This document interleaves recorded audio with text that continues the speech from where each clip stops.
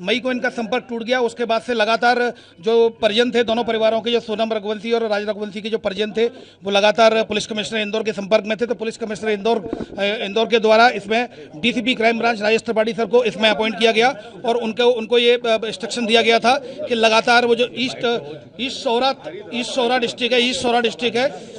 District है वहाँ पर जो उनके एसपी हैं उनसे लगातार संपर्क में रहे। तो लगातार कम्युनिकेशन था, सर्चिंग ऑपरेशन चलाया गया, जिसमें लगातार डीजीपी मध्य प्रदेश के द्वारा लगातार डीजीपी मेघालय से लगातार संपर्क में थे, senior officer Indore police commissionerate के संपर्क में थे, तभी लगातार रेस्क्यू ऑपरेशन चलाया गया था। और 2 जून को डेड बॉडी मिली, श्री राज रघुवंशी की डेड बॉडी मिली।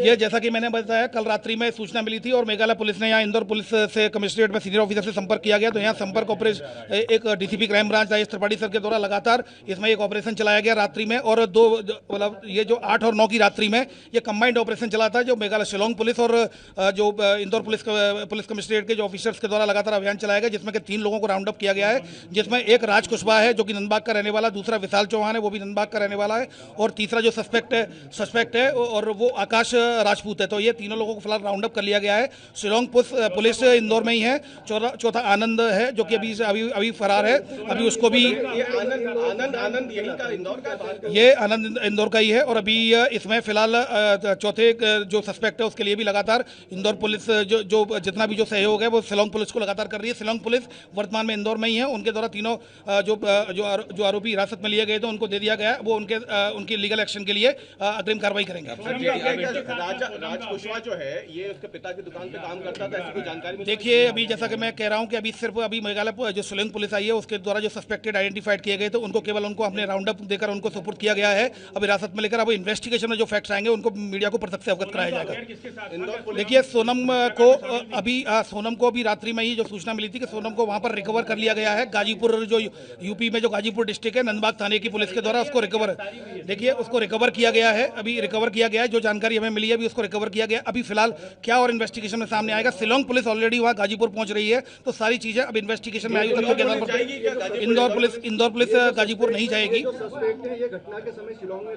ये इस बात का भी पूरी पुष्टि नहीं हुई है। सारे टेक्निकल एविडेंसेस के आधार पर और इन्वेस्टिगेशन के आधार पर ये तथ्य आने पर मीडिया को प्रत्यक्ष से ब्रीफ किया जाएगा। राजा कुशवाहा के बारे में कोई जानकारी अभी इससे ज्यादा कोई जानकारी अभी नहीं मिली है, क्योंकि शिलोंग पुलिस का ये चूंकि सोहरा में 2 जून को जब ये डेड बॉडी मिली थी तब एक प्रकरण पंजीबद्ध किया था 7/25 जो अपराध क्रमांक था, जिसमें कि धारा थी 103 और उसके अलावा 309 और 238 के तहत केस रजिस्टर्ड किया गया था। उनका इन्वेस्टिगेशन उनका विषय है।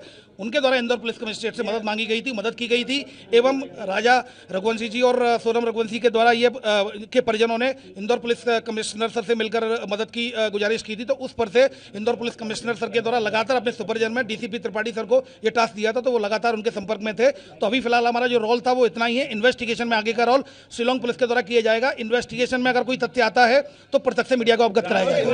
इंदौर पुलिस करेगी क्या पूछताछ? इंदौर पुलिस किसी को पूछताछ? देखिए, चूंकि प्रकरण वहां पर शिलोंग का है, इस शोरा का है, थाने का, तो ऐसी स्थिति में हमारा जो राइट नहीं है इन्वेस्टिगेशन में, क्योंकि इन्वेस्टिगेशन उन्हीं थाने का, चूंकि थाने में क्राइम पंजीबद्ध हुआ है तो उन्हीं के द्वारा इन्वेस्टिगेशन किया जाएगा।